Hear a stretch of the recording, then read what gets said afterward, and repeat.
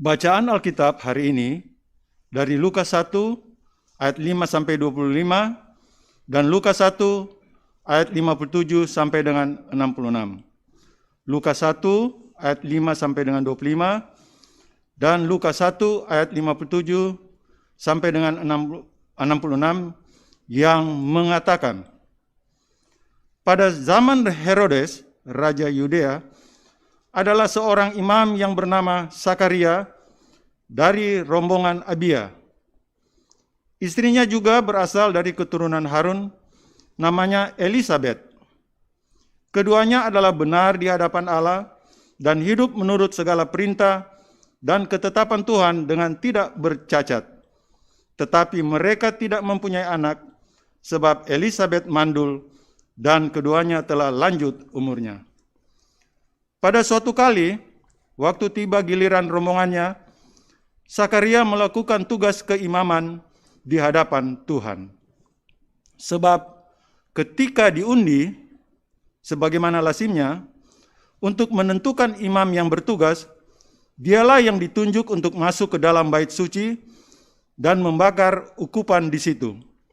Sementara itu seluruh umat berkumpul di luar dan sembahyang. Waktu itu adalah waktu pembakaran ukupan.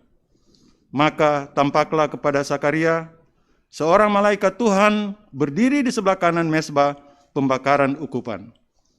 Melihat hal itu, ia terkejut dan menjadi takut. Tetapi malaikat itu berkata kepadanya, "Jangan takut, hai Sakaria, sebab doamu telah dikabulkan, dan Elisabet istrimu akan melahirkan seorang anak laki-laki bagimu, dan haruslah engkau menamai dia Yohanes. Engkau akan bersukacita dan bergembira, bahkan banyak orang akan bersukacita atas kelahirannya itu. Sebab ia akan besar di hadapan Tuhan, dan ia tidak akan minum anggur atau minuman keras, dan ia akan penuh dengan Roh Kudus mulai dari rahim ibunya. Ia akan membuat banyak orang Israel berbalik kepada Tuhan Allah mereka. Dan ia akan berjalan mendahului Tuhan dalam roh dan kuasa Elia untuk membuat hati bapa-bapa berbalik kepada anak-anaknya dan hati orang-orang durhaka kepada pikiran orang-orang benar, dan dengan demikian menyiapkan bagi Tuhan suatu umat yang layak baginya." Lalu kata Sakaria kepada malaikat itu, "Bagaimanakah aku tahu bahwa hal ini akan terjadi? Sebab aku sudah tua dan istriku sudah lanjut umurnya." Jawab malaikat itu kepadanya, "Akulah Gabriel yang melayani Allah, dan aku telah diutus untuk berbicara dengan engkau dan untuk menyampaikan kabar baik ini kepadamu. Sesungguhnya engkau akan menjadi bisu dan tidak dapat berkata-kata sampai kepada hari di mana semuanya ini terjadi, karena engkau tidak percaya akan perkataanku yang akan nyata kebenarannya pada waktunya." Sementara itu orang banyak menanti-nantikan Sakaria. Mereka menjadi heran bahwa ia begitu lama berada dalam bait suci. Ketika ia keluar, ia tidak dapat berkata-kata kepada mereka, dan mengertilah mereka bahwa ia telah melihat suatu penglihatan di dalam bait suci. Lalu ia memberi isyarat kepada mereka, sebab ia tetap bisu. Ketika selesai jangka waktu tugas jabatannya, ia pulang ke rumah. Beberapa lama kemudian Elisabet, istrinya, mengandung, dan selama 5 bulan ia tidak menampakkan diri. Katanya, "Inilah suatu perbuatan Tuhan bagiku, dan sekarang ia berkenan menghapuskan aibku di depan orang." Lukas 1 ayat 57 sampai 66. Kemudian genaplah bulannya bagi Elisabet untuk bersalin, dan ia pun melahirkan seorang anak laki-laki. Ketika tetangga-tetangganya serta sanak saudaranya mendengar bahwa Tuhan telah menunjukkan rahmat-Nya yang begitu besar kepadanya, bersukacitalah mereka bersama-sama dengan dia. Maka datanglah mereka pada hari yang ke-8 untuk menyunatkan anak itu, dan mereka hendak menamai dia Sakaria menurut nama bapanya. Tetapi ibunya berkata, "Jangan, ia harus dinamai Yohanes." Kata mereka kepadanya, "Tidak ada di antara sanak saudaramu yang bernama demikian." Lalu mereka memberi isyarat kepada bapaknya untuk bertanya nama apa yang hendak diberikan kepada anaknya itu. Ia meminta batu tulis, lalu menuliskan kata-kata ini. Namanya adalah Yohanes. Dan mereka pun heran semuanya. Dan seketika itu juga terbukalah mulutnya dan terlepaslah lidahnya. Lalu ia berkata-kata dan memuji Allah. Maka ketakutanlah semua orang yang tinggal di sekitarnya, dan segala peristiwa itu menjadi buah tutur di seluruh pegunungan Yudea. Dan semua orang yang mendengarnya merenungkannya dan berkata, "Menjadi apakah anak itu nanti? Sebab tangan Tuhan menyertai dia." Demikian pembacaan Alkitab. Hendaklah firman Tuhan dengan segala kekayaannya diam di dalam hatimu, dan ucaplah syukur kepada Allah. Bapak, Ibu, dan Saudara kekasih Tuhan, selamat pagi. Hari ini minggu ketiga, kita masuki minggu ketiga Advent. Kalau Bapak Ibu tadi mengikuti dan Saudara mengikuti penyalaan lilin, maka lilin hari ini berwarna merah muda. Ya, kalau di dalam tradisi Katolik, minggu ini disebut sebagai Gaudet. Ya, ini merupakan sebuah ungkapan sukacita karena sangat yakin sebentar lagi juru selamat akan datang. Ya, dan biasanya minggu ini diisi dengan puji-pujian kepada Allah. Nah, mungkin di antara Bapak, Ibu, Saudara yang justru pada bulan-bulan ini tidak berada dalam situasi atau perasaan sukacita. Ya, karena peristiwa Covid mungkin, atau karena hal-hal yang dialami di tahun ini bukanlah hal yang menyenangkan. Kematian orang yang kita kasihi, kehilangan pekerjaan, masalah ekonomi, ya, relasi dengan orang-orang, banyak hal bisa menghilangkan sukacita kita.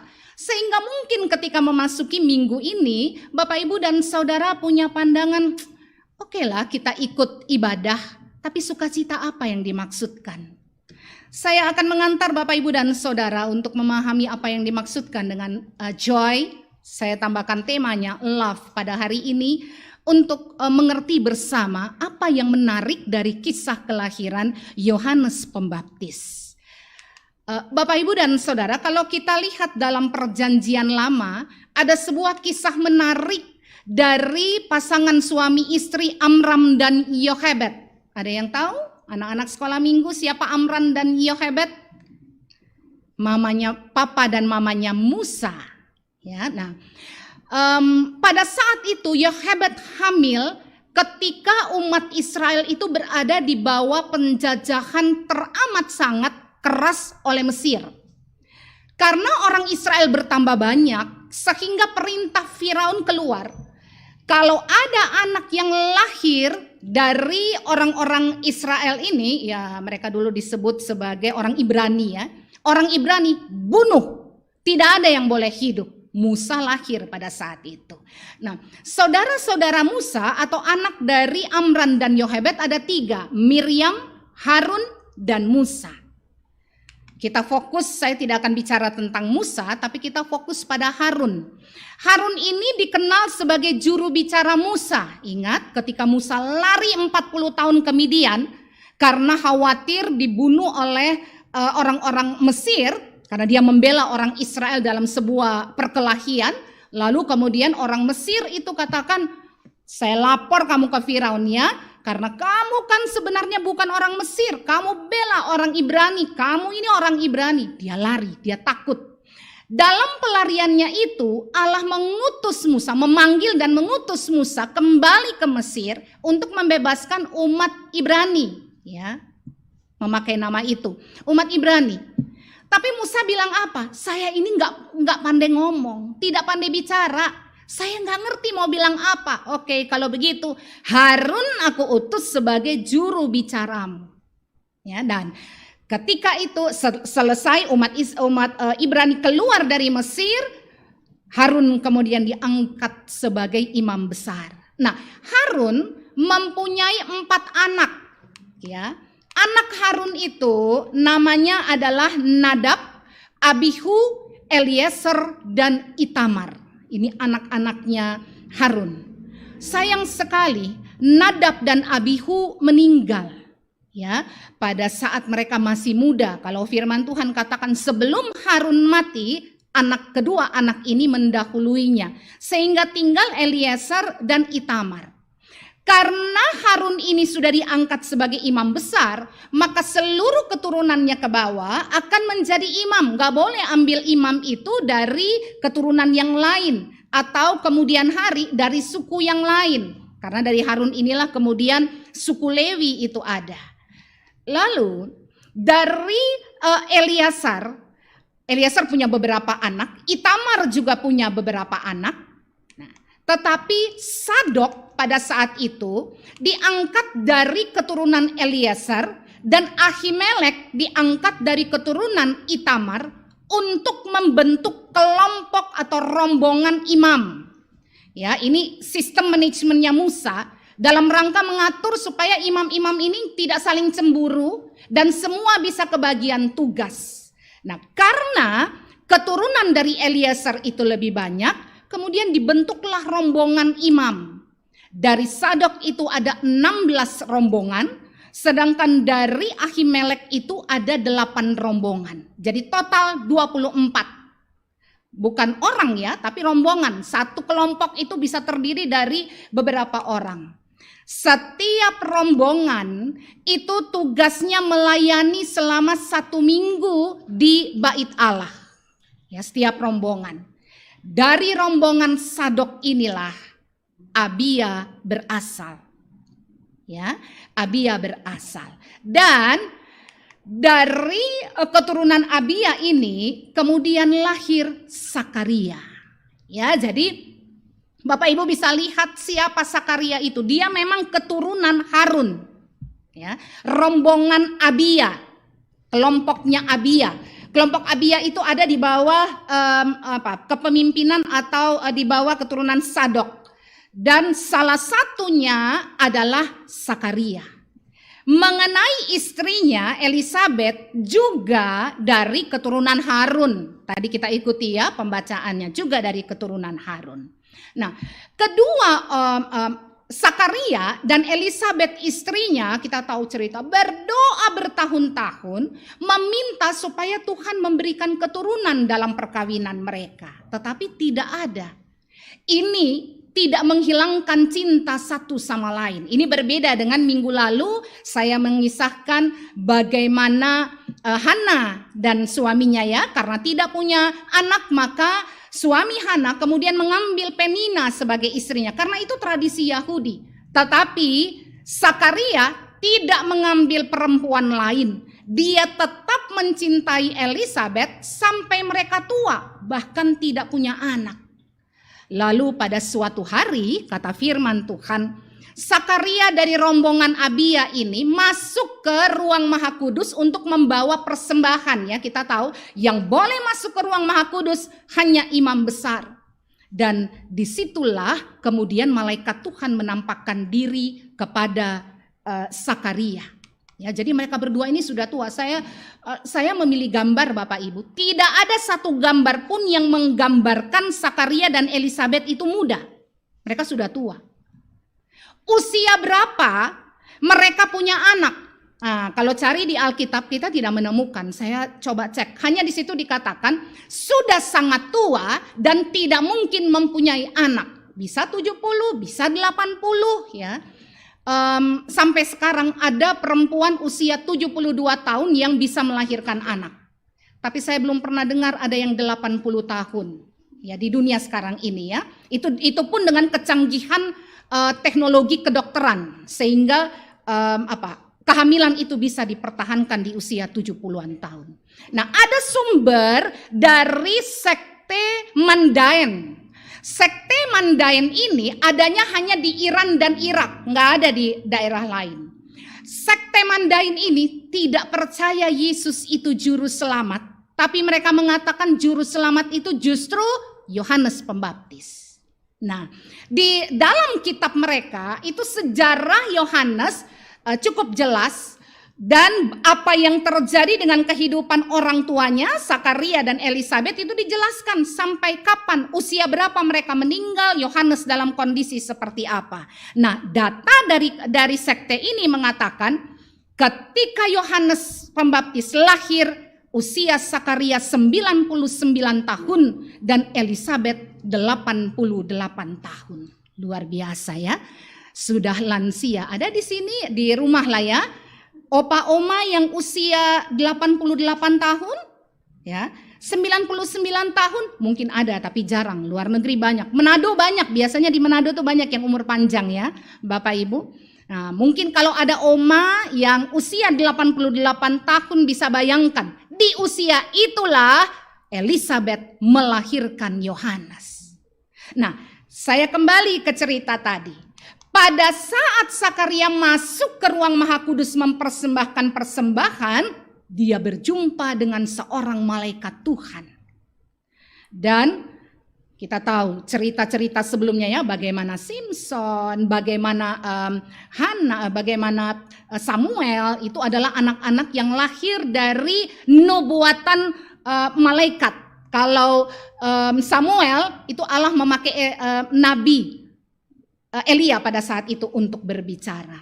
Nah, menarik Bapak Ibu Saudara, karena dalam perikop pembacaan kita, di situ dikatakan bahwa malaikat Tuhan ketika berbicara kepada Sakaria, dia katakan begini, istrimu akan melahirkan seorang anak yang akan kau namakan Yohanes, dan anak itu sejak dalam rahim ibunya sudah dikuasai atau diurapi oleh Roh Kudus. Dari perjanjian lama sampai perjanjian baru, Roh Kudus itu selalu menjadi dalam tanda kutip alat Allah untuk datang mengurapi orang-orang tertentu yang akan dipakai melakukan sesuatu. Musa ketika naik ke Gunung Sinai berhadapan dengan Allah dalam percakapan lalu menerima 2 loh batu, di situ dikatakan Musa diurapi oleh Roh Kudus. Yosua sama, Gideon seperti itu, Zerubabel juga seperti itu. Dan yang paling kita tahu bersama, murid-murid Yesus ketika diurapi Roh Kudus, mereka pergi ke seluruh dunia. Ini bukan hanya tentang berbicara tentang keselamatan, tapi ini tentang keberanian memberitakan firman Tuhan. Lalu pertanyaannya Bapak Ibu Saudara, apa maksudnya Roh Kudus sudah ada bersama Yohanes sejak dalam rahim ibunya? Ini pelukis, saya suka sekali lukisan ini, Bapak Ibu lihat, menggambarkan Elisabet yang sedang hamil, mengandung, dan itulah Yohanes yang ada dalam rahim. Ini belum ada 3 dimensi, 4 dimensi dulu ya. Pelukisnya menarik sekali menggambarkan begini. Nah, kenapa dikatakan sejak dalam rahim Yohanes sudah diurapi Roh Kudus? Karena Yohanes merupakan jembatan antara janji dan penggenapan Tuhan. Kita lihat Yesaya, Yeremia, sebutlah banyak nabi, Yehezkiel, semua menubuatkan datangnya seorang juru selamat yang akan menyelamatkan bukan hanya umat Israel tetapi dunia ini. Janji itu berjalan terus. Lalu pemenuhannya pada diri Yesus. Ada masa antara ini yang kosong, berapa lama? 400 tahun. Dan Yohanes ada dalam masa tenggang itu sebagai jembatan antara janji dan penggenapan Tuhan. Yohanes ini nabi perjanjian lama yang melayani dalam zaman penggenapan. Loh, dia kan lahirnya perjanjian baru, betul. Tetapi kenapa penafsir-penafsir mengatakan bahwa Yohanes itu nabi perjanjian lama? Karena Yohanes itu, lihat saja ketika dia berbicara, ratakan gunung, Persiapkan jalan karena juru selamat sudah akan datang. Yang dia sampaikan itu semua ayat-ayat perjanjian lama.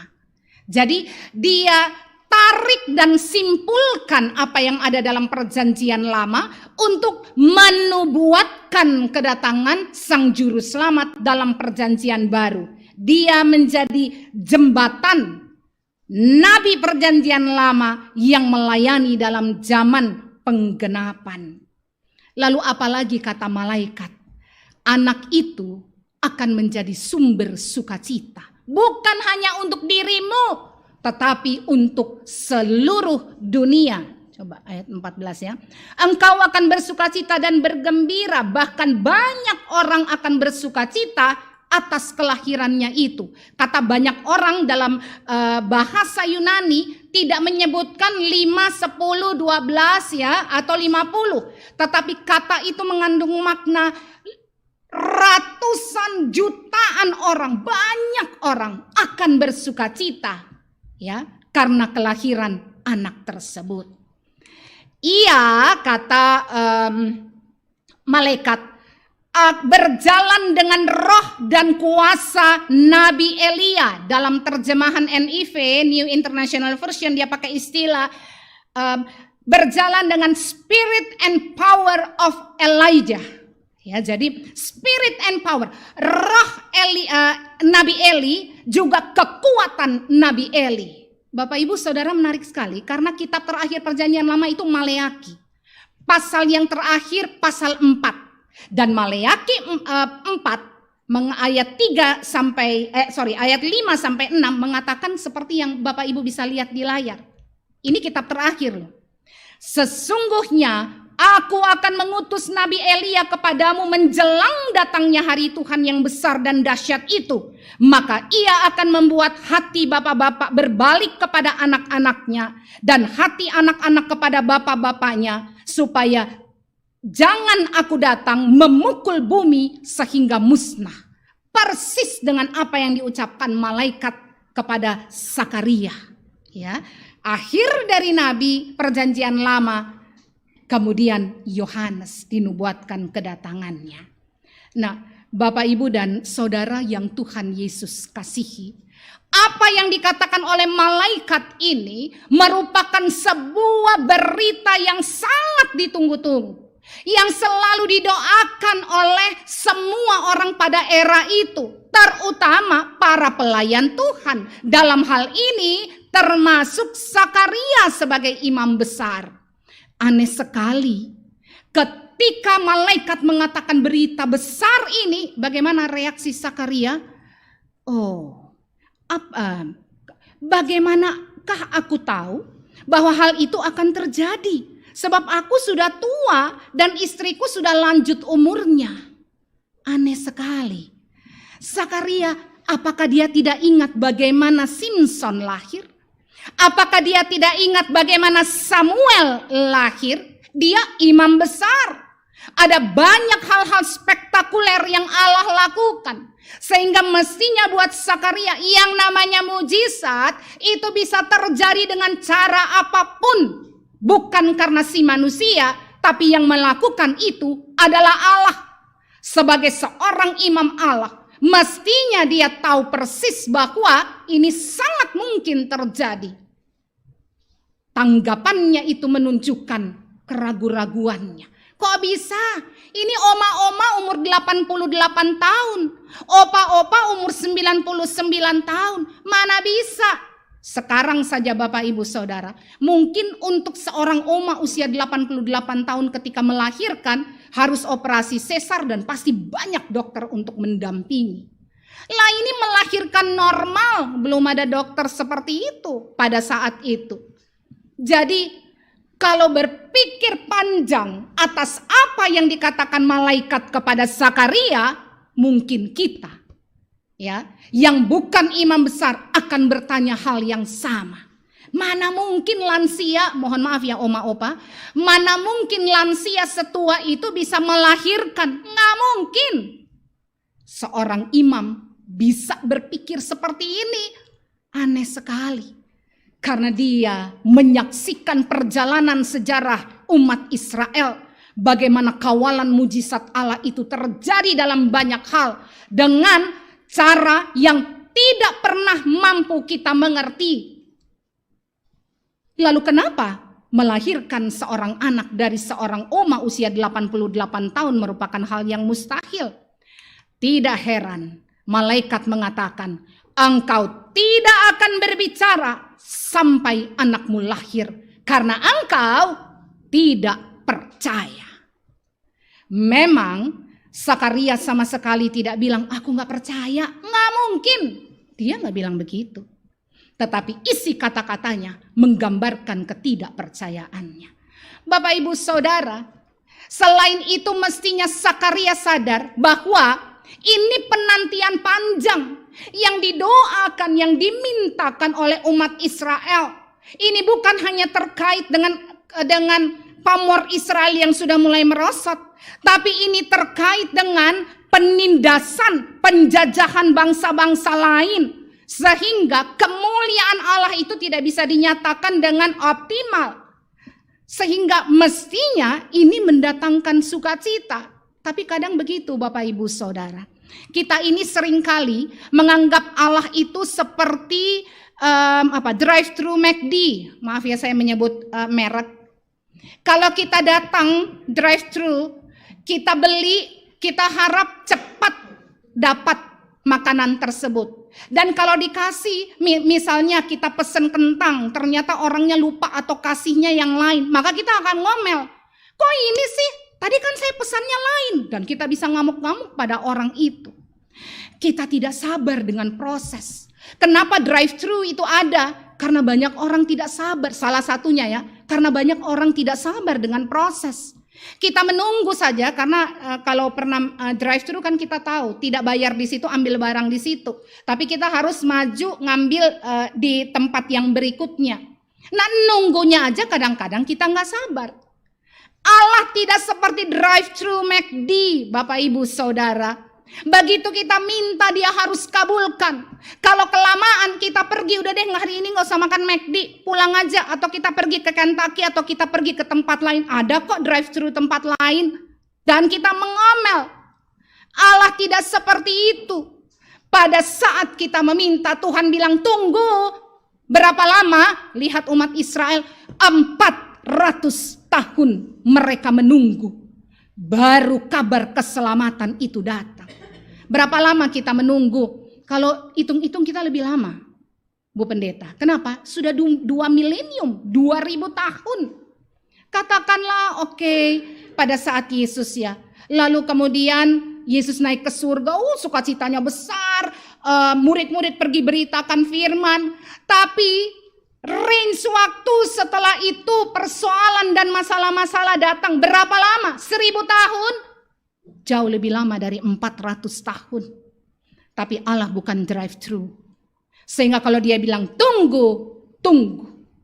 Bayangkan 400 tahun sepi, tidak ada jawaban, tidak ada suara Allah. 400 tahun menunggu, 400 tahun bertanya-tanya, datang gak sih? Will rescue come? Will love come down? Will God ever speak again? Pertanyaan itu terus muncul. Kapan? Bagaimana? Seperti apa? Bapak Ibu Saudara, ingat bagaimana Abraham. Dia nunggu begitu lama. Allah cuma katakan begini, aku akan menjadikan keturunanmu seperti pasir di laut. Lah anaknya cuma 1. Maksudnya Allah apa? Bahkan ketika Abraham mati, dia tidak pernah tahu bagaimana Bani Israel atau orang Israel itu dilahirkan dari keturunannya. Diperbanyak oleh Allah sedemikian rupa. Bahkan Yakub pun mungkin sampai mati tidak tahu tentang pemenuhan janji itu. 400 tahun memang waktu yang panjang, tapi Allah butuh selama itu. Mungkin masih 3 milenium kita menunggu waktu kedatangan Tuhan. Tetapi dia pasti datang. Itu yang harus kita bangun. Lalu Bapak Ibu Saudara, Yohanes lahir. Lihat ini opa dan oma. Kalau kita lihat kita bilang apa? Ini cucu keberapa?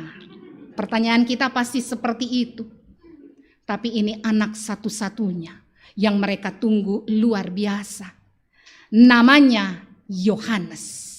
Ada yang nama Yohanes dalam ruangan ini? Ada nama Yohanes? Saya lihat kalau laki-laki ya. Nggak ada. Yohanes itu artinya sangat bagus. Anugerah dari Yahweh. Ya, ini adalah anugerah Allah. Dan ketika menuliskan nama Yohanes itu saya cari gambar yang orang-orang bingung. Loh, mestinya kalau anak laki-laki pertama, apalagi lama ditungguin, namanya mesti pakai nama papanya. Supaya kalau papanya mati, ini loh penggantinya, Zakaria Junior.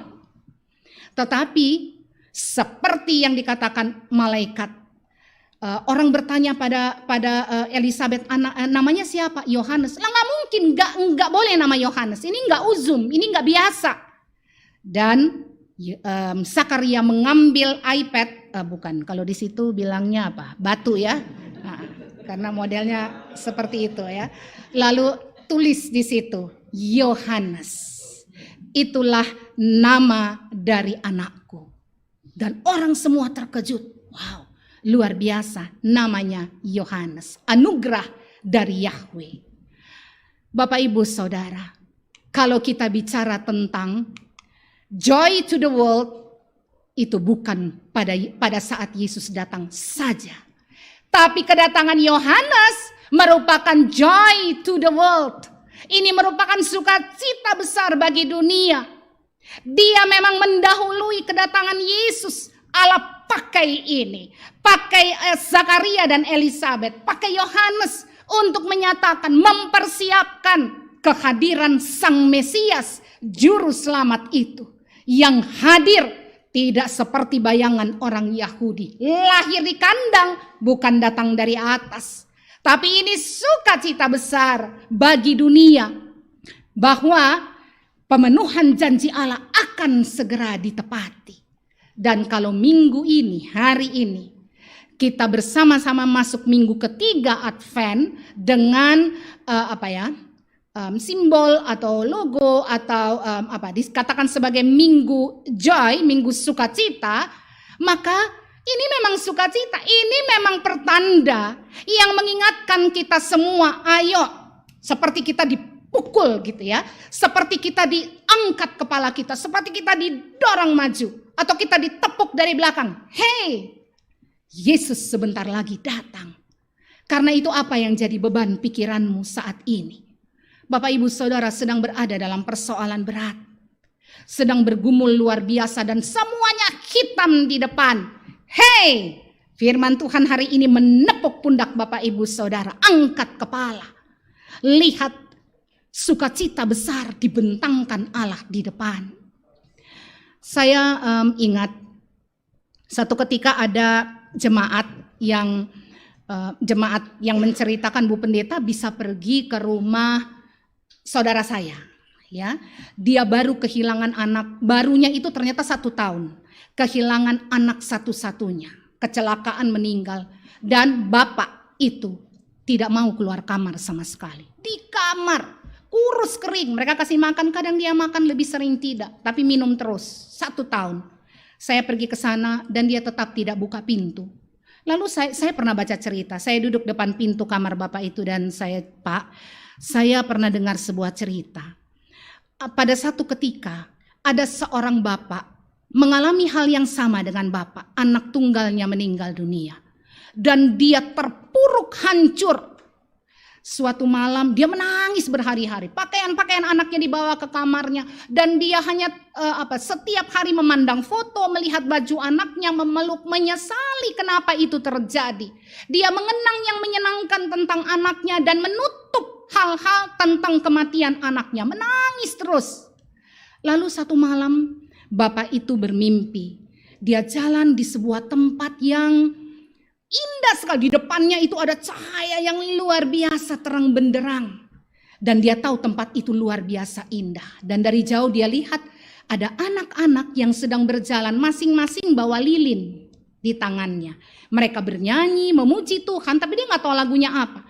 Menuju pada terang benderang itu, ada istana besar di sana. Mereka menyanyi, satu anak lewat, dia nonton, dua anak lewat, saya harus cari anak saya. Dan dia jalan di tengah barisan panjang itu, dia belum ketemu. Tapi dari kejauhan dia lihat ada seorang anak perempuan yang sebentar-sebentar berhenti di pinggir jalan. Ya, dia menunggu yang dari belakang dan dia minta nyalakan lilinnya. Karena setiap jalan lilinnya mati, sehingga dia tidak bisa maju-maju. Paling 2 langkah berhenti, minta lagi. 1 langkah berhenti, minta api. Dan dia mendekati anak itu, ternyata anaknya. Lalu ketika menghampiri anak itu dan dia tanya, aduh papa rindu sama kamu. Kenapa kamu lilinnya mati, anak-anak lain sudah jalan. Anak itu melihat ke papanya dan dia tersenyum, Pak, setiap kali papa meneteskan air mata, lilin saya padam. Karena tetesan air mata papa. Karena itu Pak, jangan menangis lagi. Saya harus pergi ke sana. Saya nggak bisa pulang ke papa. Saya harus pergi ke sana. Kalau lilin saya mati, saya tidak boleh, tidak bakal bisa sampai di sana. Karena itu papa tolong, jangan menangis lagi. Supaya lilin saya tidak mati dan saya bisa cepat sampai ke istana itu. Bapak ibu saudara, kalau ada yang sedang berada dalam duka cita yang sangat dalam, sulit sekali memikirkan bahwa dalam hidup ini masih ada sukacita, ingat cerita ini. Saya cerita kepada bapak itu. Dia buka pintu dan dia menangis menggerung-gerung di depan saya. Berat Ibu Pendeta, saya tahu berat. Bapak harus bangun. Karena selama Bapak masih hidup, ada tugas yang harus Bapak selesaikan. Bapak bayangkan, Bapak 1 tahun gak makan-makan tetap hidup. Karena Tuhan belum memanggil Bapak. Anak Bapak harus pulang. Kalau ada yang sedang dalam duka yang dalam, come on, hapus air mata, angkat kepala, berjalan Bapak Ibu Saudara. Tugasmu belum selesai. Mereka yang sudah mendahului kita sudah selesai. Dan sekali lagi mereka tidak mungkin kembali kepada kita. Kata Daud ketika kakak dari Salomo meninggal, dia tidak akan kembali kepadaku. Tapi aku akan pergi ke sana dan berjumpa dengan dia. Hapus air mata, angkat kepala. Mari kita bersukacita. Kenapa? Karena keselamatan itu sudah datang. Sudah ada di tengah kita. Saya baca pelajaran pertama Bapak Ibu Saudara. Buat kita semua ya hari ini. Jangan biarkan sukacitamu dicuri darimu. Lihat yang di tengah itu ada yang tarik dagunya. Jangan begitu mulut, ayo senyum ya. Jangan biarkan sukacita dicuri darimu. Pendeta Charles Swindoll pernah mengatakan 3 hal. Apa sih yang bisa mencuri sukacita? Pertama, kecemasan tentang yang mungkin atau mungkin tidak terjadi. Cemas tentang sesuatu yang bisa terjadi, bisa tidak. Cemas tentang sesuatu yang bisa saja itu menjadi realitas, tapi bisa saja itu karena ketakutan saya. Ya, itu mencuri sukacita kita. Aduh gimana ya? Kecemasan. Yang kedua, sukacita kita bisa dicuri karena ketegangan untuk hal yang tidak bisa kita ubah atau tidak bisa kita kendalikan. Jadi kita tegang terus. Saya pengen ubah ini. Saya mau ubah suami saya mau ubah istri saya mau mengubah anak saya nggak bisa Tuhan, saya sudah berusaha. Kalau kau tidak bisa, siapa yang bisa? Dia. Karena itu datang pada dia. Ada ketegangan-ketegangan yang memang tidak bisa kita atasi, tidak bisa kita kendalikan. Minta tolong dia, jangan hidup dalam ketegangan. Yang terakhir kata pendeta Charles Swindoll, kegelisahan yang mengerikan terhadap bahaya, kejahatan atau rasa sakit. Ya, jadi anak-anak kita mau pergi sekolah, aduh Tuhan tolong Tuhan, jangan sampai dia ditabrak, jangan sampai tiba-tiba dia kejatuhan balok di sekolah, jangan sampai tiba-tiba ada temennya yang iseng dorong dia jatuh tangannya patah. Jadi kita sudah mikir yang enggak, ya. Kegelisahan yang mengerikan tentang bahaya, kejahatan atau rasa sakit. Tolong Tuhan, aduh ini hasil pemeriksaan saya bagaimana ya. Kalau saya cancer gimana Tuhan, sakit banget itu. Tidak usah gelisah. Bahwa kita cemas, iya. Tapi untuk itulah Yesus datang. Kenapa sukacita itu menjadi bagian kita? Karena yang paling tidak mungkin kita tanggung, kita lihat ke dia dan katakan, saya tidak mampu. Tolong Tuhan. Jangan sampai saya hidup dengan ketakutan, kegelisahan, kecemasan terus. Saya pengen punya sukacita dalam hati. Jadi apa yang pendeta Charles Swindoll katakan ini benar. Yang kedua, ya, ini masih lanjutan. Allah itu bagi kita tempat perlindungan dan kekuatan sebagai penolong dalam kesesakan sangat terbukti. Itu Allah kita. Ya, jadi jangan biarkan sukacitamu dicuri. Yang kedua, mulailah menghitung berkatmu.